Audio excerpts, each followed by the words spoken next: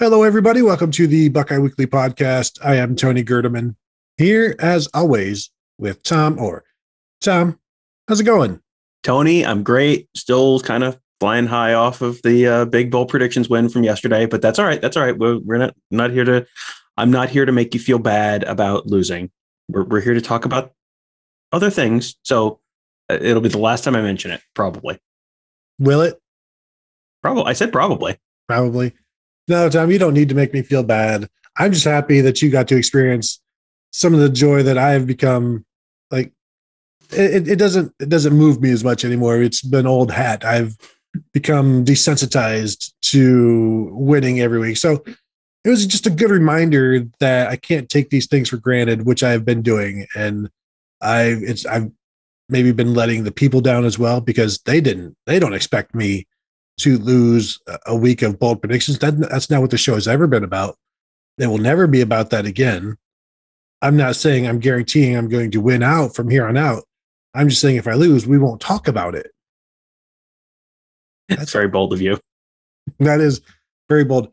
Today's show, and yes, it's the open week. What are we going to talk about? Well, the great thing about a bye week happening right in the middle of the regular season is it allows us to look back on the first 6 games. And what we're going to do is we're going to hand out some awards on offense today for the Buckeyes. For Saturday's show, we'll hand out some defensive awards. Got to space these shows out a little bit. Don't want to give you too much, right? It's like, come on. So offensive awards today, and then defensive awards later in the week. And, I solicited some categories from Twitter. They gave me a lot of ideas. I didn't use a lot of them because a lot of it was like best catch, best hit. I'm like, I don't remember all of that. I can't give you specifics. Like, you remember the Garrett Wilson one against in the thing? Yeah. The one with the catch. Yeah, sure. That's absolutely what the whole show would have been about. And sure. So yeah, I just couldn't do that to myself. Couldn't do that to Tom. I could do that to Tom. I couldn't do that to the listeners and the viewers. So what was the Jackson Smith and Jigba catch against Nebraska this year? No. No. Well, then no. In that case, no, I don't. Yes, that is still also the catch of the year also. So, it's going to be your standard awards, and this is not a competition. Tom and I are not competing against each other to see who's right. We may disagree with each other and tell them you're wrong, but maybe we all agree with all of these. I'm interested to see where things stand. We've got some awards. Let's start off right away, Tom, the big one. The MVP of the offense this year for you has been whom? CJ Stroud, which I know is kind of like the most basic answer you can give, but also like when he's been good, the offense has looked a very specific way. And, even when he wasn't going great, the Minnesota game, the second half of that game, he looked phenomenal. And that was what carried them to the victory. The Oregon game was really not on him. There were a whole bunch of other reasons they lost. They weren't able to run the ball. They weren't able to stop him, but he was really, he kept them in that game. And, the last couple of weeks after he came back from that shoulder injury, he's looked fantastic. So I think he's got to be the MVP. Do you agree? I agree. He has played that well. I think the last couple of games, he's been the MVP of October. Mm-hmm. I say the course of the season to this point, I went with Nicholas Petit-Frere. He has secured things at left tackle. It hasn't been Travion Henderson because he didn't do much the first couple of games, really. CJ Stroud struggled a little bit. I was leaning towards Garrett Wilson as well. But I think Nicholas Petit-Frere being there for quarterbacks who are struggling, for a true freshman quarterback, just them not having to worry necessarily about their blind side. For me, he's been the MVP, but also you can see where this is going with CJ Stroud. So it's like I had a brief window to give it to Nicholas Petit-Frere, and I'm taking it because he's been solid. He's been spectacular, and give credit to him for keeping his quarterbacks upright and comfortable. And I have zero issue with that. You're gonna hear a bunch about the offensive line from me later on in the show. So I have no issue with that. He's been fantastic. every time Pro Football Focus does one of those like best offensive tackle tandems in college football, it's always Ohio State. It was Ohio State last year with Munford and Nick Petit-Frere. It's been Ohio State this year with Nick Petit-Frere and DeJuan Jones. It's just, they don't give up sacks. They don't give up pressures. They're fantastic. They've been consistent. And you haven't noticed them during a lot of the games, which is like, that's what you want from your tackles, like tackles and long snappers. As long as you're not paying attention to them, like everything's going great. There's no get Isaiah Prince out of the game. Mm-hmm. Like somebody help Nicholas Petit-Frere. It hasn't been like that. So that's been, I think, an outstanding boon for the Buckeyes, but also expected. I'll go first on this next one, Rookie of the Year. Speaking of expected, who's the Rookie of the Year for the Ohio State offense? I'm waiting on the edge of my seat. And maybe we differ here because you could consider different types of freshmen different. I'm going CJ Stroud over Travion Henderson. CJ Stroud, yes, he played last year, but not enough to qualify to lose his rookie status. That's how the major leagues do it. You got to play a certain number of games to lose that status. And I think if you're a quarterback and you haven't thrown the ball and you've only played a couple of games, for me, he is the Rookie of the Year. And the Big Ten agrees. He's been the Freshman of the Week 3 or 4 times now, and will eventually continue to add to that number. And so he is playing like an MVP for the Ohio State Buckeyes. Obviously not to that point, playing like an MVP for Ohio State right now. And we'll see how well he can fend off Travion Henderson the rest of the season. But I think right now, the favorite for the silver football, him and Kenneth Walker. Yeah, I mean, I think that's probably right. I mean, as the most valuable player, yeah, I think that's, yes. So not a competition, Tom. Sorry, trying to delete it. And yes, for Rookie of the Year, I had Travion Henderson, but I was taking this as true freshman and not, redshirt freshman. If you include the redshirt freshman, then yes, as I just said, CJ Stroud has been the most valuable player, so therefore CJ Stroud will be the most, the best freshman as well. But I'll go with the true freshman angle and just say Travion Henderson. Like, just we kept hearing stuff. We saw little flashes in practice. We kept hearing stuff all spring, all summer about how incredible this kid is, and it was like, well, okay, is this really going? Is this going to pan out in the way that sometimes it pans out, or is this going to be like, oh, it's the next Andre Wilson? You won't believe it. It's amazing.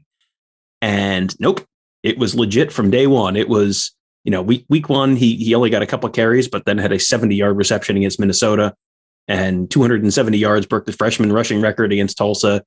And the only one that has been able to keep him under control is Ryan Day, just not giving him the ball. So, yeah, to me, easy choice there. Biggest surprise, Tom, I'll let you go.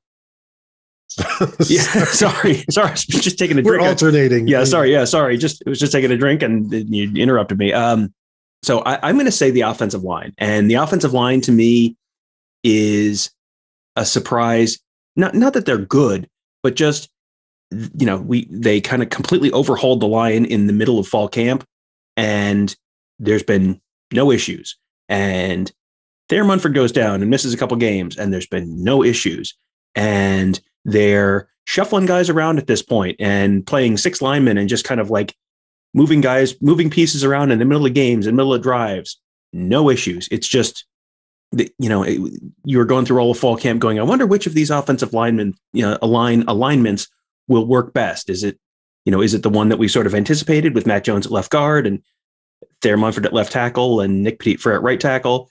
Is that going to be the one that works best? Is it going to be the radical new realignment with DeJuan Jones at right tackle and kicking Nick Petit-Frere to left tackle and then Thayer Munford at left guard? Is it, which of these alignments will work best? And the answer is all of them. They're all great. Everything's fine. Everything is good. No matter, they can move anyone anywhere they want, and it's all been great. That to me has been a really pleasant surprise for the Buckeyes this year. And it's gotten to the point where nothing should be a surprise from them anymore. Like, I agree with you that the way they've been able to do everything seamlessly is surprising, just because that's not how normally things go. And now you tell me like they want to throw this guy in, I'm like, I bet it works. And it works. It's like, yeah, I'm not surprised. So yeah, I like that one. And that's a group that is, I think last year was a rough year for so many, but I still think they benefited from just the patchwork nature of what that was last year. And then they've carried that forward. Like, it used to matter who was playing next to me. Now it doesn't matter as much. Like now I know we've played enough together. I know I can trust him. I know I can trust him. We know what we're doing. We've gotten that experience. You've almost created chemistry with more players because now you're used to being with this guy. You're used to being with that guy. Now it doesn't matter. You can alternate those people, and Paris Johnson is comfortable whether it's Nicholas Petit-Frere next to him or DeJuan Jones next to him. So I like that one. I went with Mayan Williams being third on the team in rushing right now. That's a guy that we knew was going to be the starter. We suspected he was going to be the starting running back. And we knew that TreVeyon Henderson would eventually come on and push him. And we both said at some point TreVeyon Henderson probably starts this year. But to see the way Mayan Williams started and then to see where he is now and nursing an injury, Brian Day said he will be back practicing this week and then we'll start playing again. But it was just, I expected, I don't want to say I expected more out of him. It's like I expected his numbers to be better than third on the team. So for me, that's the biggest surprise. Plus, it's always been just a topic of what's going on with Mayan. So I didn't expect the drama, and maybe that's our own fault and dealing with speculation or answering speculation. But I certainly didn't expect him to be third in rushing on the team right now. And it's barely third. He's like behind Master Teague by a couple of yards. But I expected him to be first or second by this point. Yeah, and yeah, you're right. He's played in 3 of the 6 games, and he's 3 yards behind Master Teague. He's got 249 yards, and he's averaging 7.8 yards per carry. So it's not like he's been terrible this year. He's just been banged up. And, we've talked about this on previous shows where, he has 6 carries for 85 yards, and then the other 12 carries go for 48 yards or something like that. And it's like, it's fine. You hit a couple big ones, and that'll skew that yards per carry number up when the denominator isn't all that big. And, I think if he was healthy, he's very clearly second on the team. And we're going to get to the decision to switch to Henderson a little later on. I'll be talking about that a couple questions from now, but he's been, it has not been what you expected from him, but I think there's enough like external factors with the injury and with the emergence of Henderson that it's like, it's understandable why. But yeah, I mean, it's definitely, that's definitely not where I expected to see him on the stat sheet at this point of the year. So that takes us to the unsung hero, and I'll go first. And I'm going to assume, without having talked to you about this, we're both going to have the same guy. And I am going with Matthew Jones. We have the same guy. And that's, I think every team needs somebody like Matt Jones.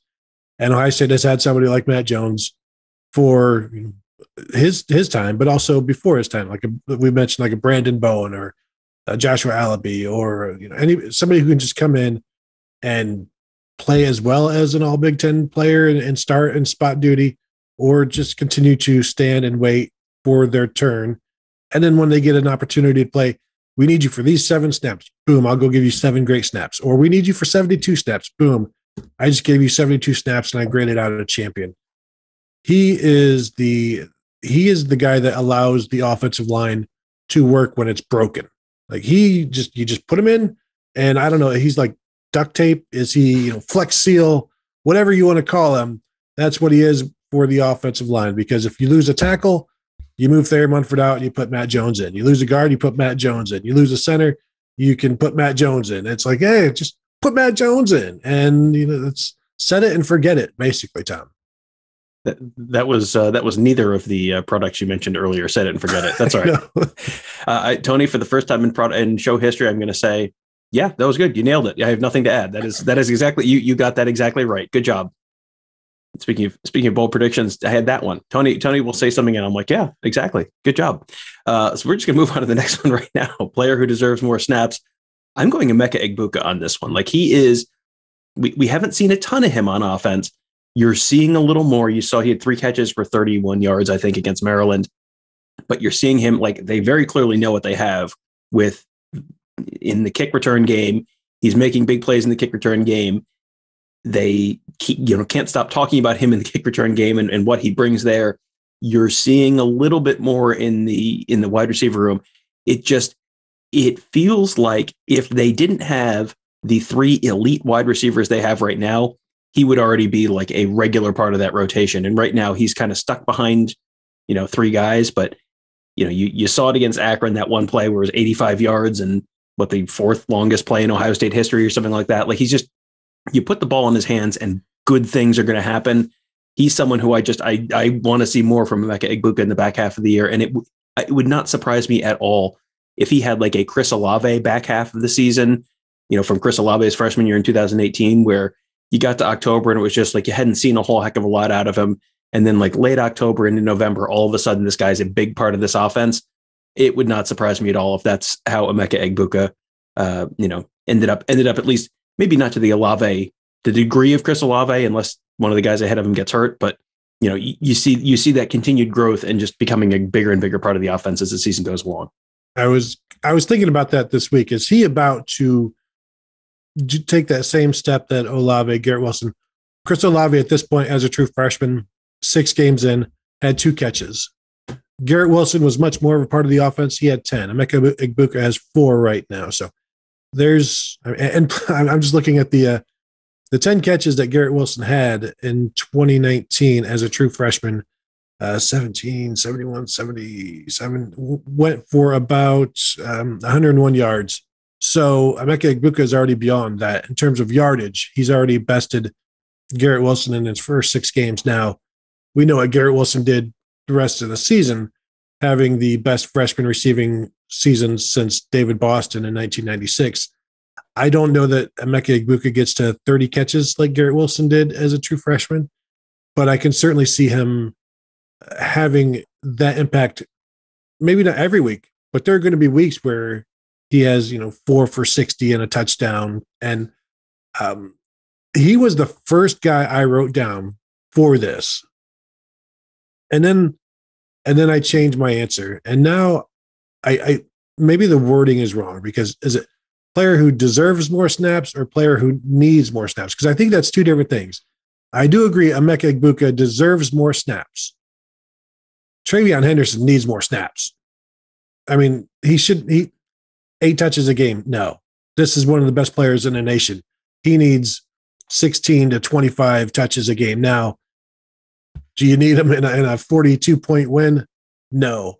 But if you're looking at somebody on the team who does, and where this is where I get deserves and needs, I'm playing some semantics, but TreVeyon Henderson needs more touches, and you don't want to. I'm not saying you're wasting him at this point, but I'm saying against Penn State, you'll need more than 9 touches, and through the course of these next 6 games, he'll touch the ball more than he did in the first 6 games. So I went with TreVeyon Henderson, but it's more of a needs rather than a deserves, and not that he doesn't deserve, but I think the Emeka Egbuka answer is also correct.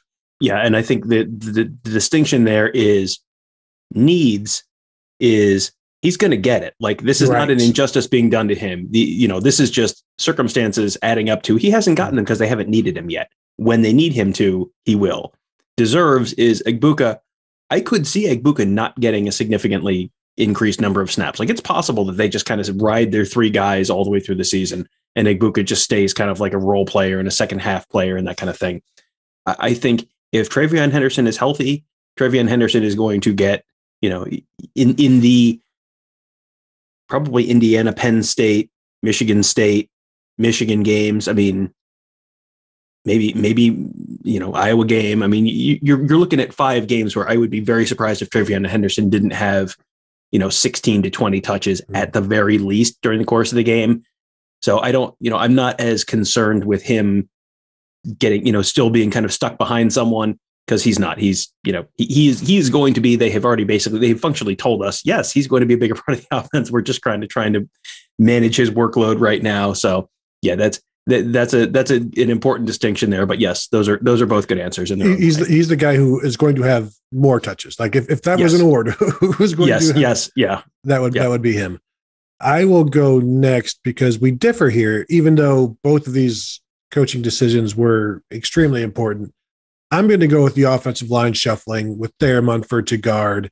And yes, that was Thayer Munford's idea, but it was Greg Studrawa and Ryan Day and Kevin Wilson passing, agreeing to it and allowing it and getting the best 5 out there. And what would the offensive line look like without that move?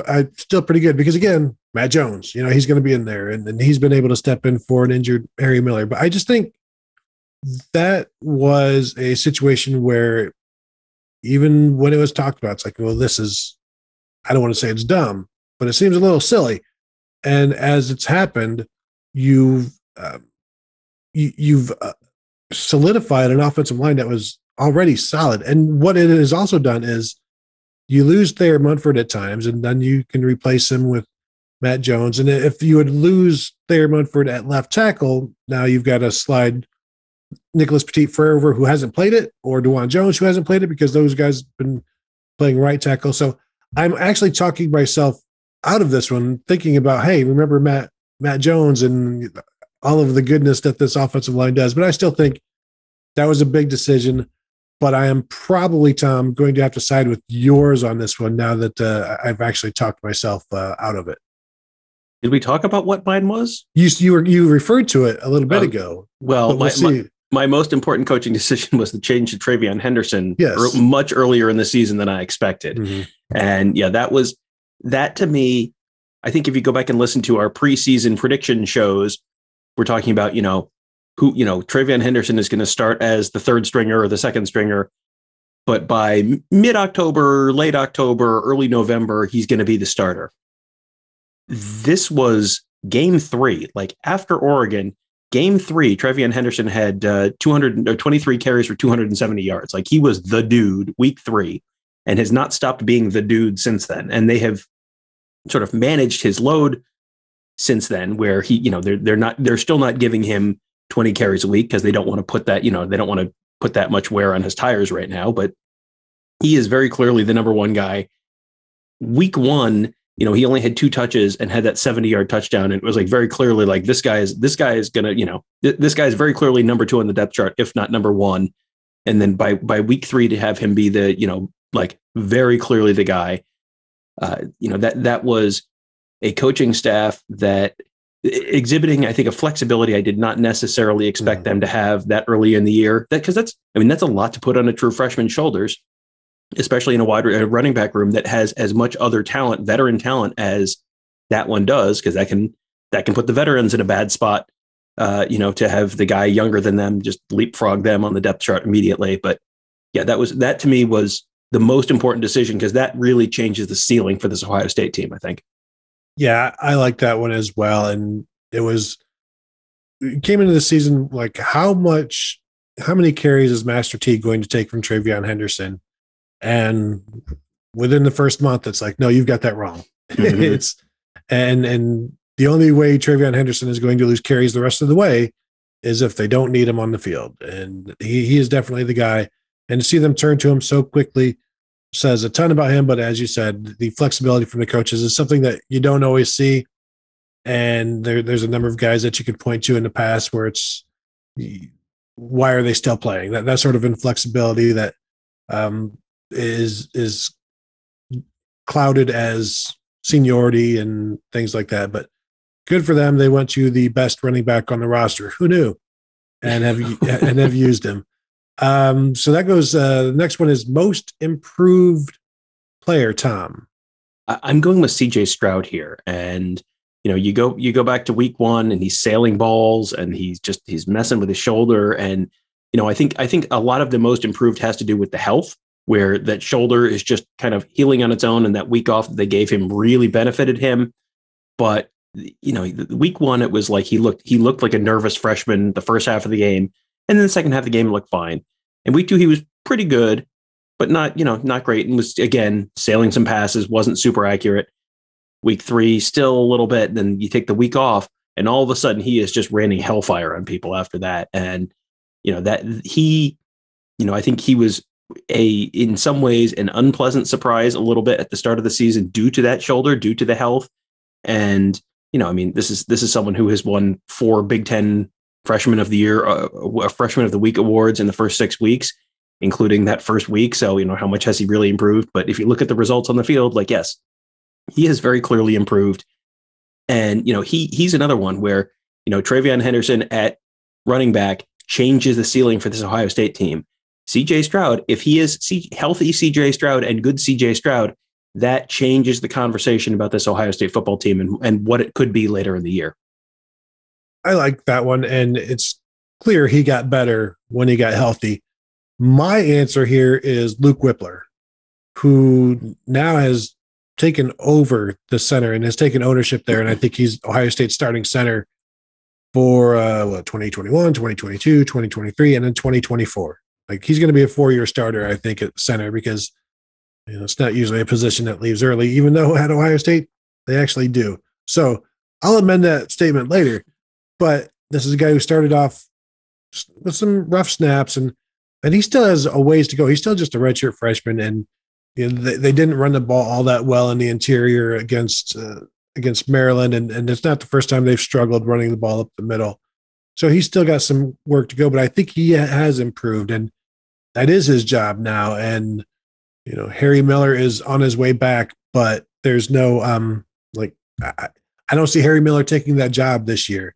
Mm-hmm. And I don't know that Harry Miller is going to be vying for it next year. And so, although the fact that Toby Wilson, a walk-on true freshman, is the backup center right now is a concern. I mean, that would be no offense to Toby Wilson, but even having a true freshman being your backup center, it can be a concern. And so maybe Harry Miller will get back there, or Matt Jones. Like, they've got guys that can do it. But I just think Luke Whipler continues to play well, is getting better, has command of the position, and I think it has shown that he's gotten better throughout the course of the season. And the offense now leading the nation in total offense. Let's give the center most of that credit. Well, you look at the teams that lose a center and how that can impact the line and the offense on the whole, because there's a lot that's put on the shoulders of the center. And if you lose your starting center right before the start of a season, it's like, oh boy, this could be a major problem. And it hasn't been. It just was like, oh, well, I mean, they always talk about next man up. This was literally just, well, next man up. And there's not a significant drop off. It was just fine. And it wasn't like Harry Miller was, some like 3-star project. Like Harry Miller was a 5-star center coming out of high school and has been, he was the guy who, well, it's like, well, he's so good, we're going to play him at guard this year and then we'll move him over to center, but we can't keep him out of the starting lineup. Mm-hmm. And now he can't get back in the starting lineup because Luke Whipler's been so good at center. So yeah, that's a good pick, I think. We now move to the most improved unit on offense for the Buckeyes, and I'm going first. I went, Tom, and I went with running back. Based on, I don't know if this is most improved based on last year or based on the way things have gone now that TreVeyon Henderson has taken control. Whichever way you want to do it, I think it has improved because they are deeper than they were last year when they were essentially it was Trey Sermon and Master Teague. Now they've got Master Teague is still there. You got TreVeyon Henderson, Marcus Crowley, Evan Spencer, Evan Pryor, and when Mayan Williams gets back, they're deeper. So I think it's an improved unit from last year. It's also an improved unit from game one because game one, TreVeyon Henderson had a carry or 2 carries, and now he is now the guy, and Marcus Crowley is back, and Master Teague has been running well, running hard, and you're going to get Mayan Williams. So I'm going running back there because it's getting better than it was at the start, and certainly better than it was last year, even though Trey Sermon, yes, was great at the end. He wasn't great during the middle, wasn't great early, and this is a much better group now, I think. And this is one where I had running back as well, but I kind of went back and forth. It was like you could really argue almost anyone other than wide receiver at this point. Like and wide receiver is just, they were awesome last year and continue to be awesome. The end. Like that's the argument against including wide receiver here. Quarterback, I mean, if you want to go back to the start of the season, I mean, I just said he was the most improved player. So therefore, I guess that's a pretty good argument for the most improved unit. But is Jack Miller and Kyle McCord really, has Jagger LaRoe really? I mean, Kyle McCord, I think is already looks better than he did. I mean, that first game coming out against Akron, obviously lots of nerves, and if your first start, and so I think he's already improved as well. So I think there's an argument there. Definitely. Offensive line we've talked about. I think the offensive line this year is probably better than the offensive line last year. They look pretty good so far this year. I think you want to talk about tight ends. I mean, tight ends is they don't have a Luke Farrell this year, but Cade Stover's been pretty good. Jeremy Ruckert has been good, probably a little better than last year. He's a little more involved in the passing offense than last year. Cade Stover's been good. G. Scott is sort of emerging now. I mean, there's some promising players there as well. So I think you could make an argument for pretty much any of those units on the offense, and I kind of go, yeah, okay, I can see that. I think you talked me into the quarterback. That seems to be the most logical, even though it is more logical that Travion Henderson has improved the room and has more command. But it's hard to argue against quarterback now that they've all played and CJ Stroud is playing so well, arguably as good as any quarterback ever in these last 2 games. But we'll see what he does against, I don't know, Indiana. I honestly, I put quarterback first, and I was like, I got quarterback for a lot of these. I'm going to change this, so we're not just talking about CJ Stroud over and over and over again. But yeah, I think that's a perfectly acceptable answer for that one. And then, the last one is best interviewee. I just have a position group here because this is always every year. I don't know what it is. Every year, the Ohio State offensive line is my favorite unit on the team in terms of interviews. There's always just like great personalities, like guys with a good sense of humor, don't take themselves too seriously. Like, it's just something about the offensive line room. It's always like that. And generally second place for me is the Ohio State defensive line. So I don't know what it is about the guys in the trenches, but they are always like, they're always great interviews. And I started putting down names as like, well, I want to pick an individual guy. It's like, well, it could be Thayer Munford. Could be Nick Petit-Frere. Luke Whipler's pretty good.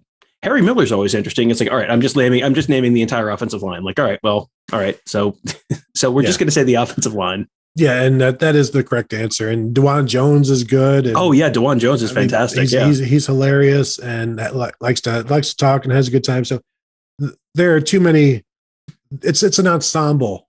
This award goes to the entire cast of the offensive line. And what's second place?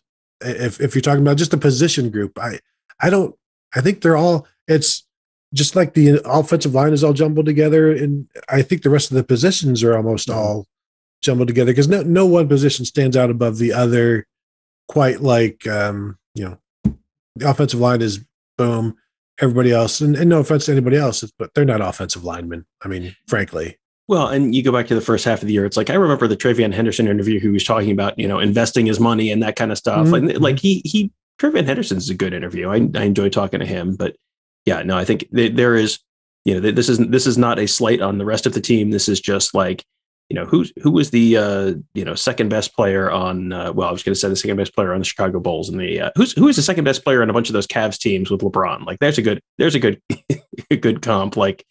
There's number one, and then you can have a conversation about who's number two. But there's no question who's number one. Anything else, Tom, before we go? No, think we're good. That was our midseason awards for the Ohio State offense.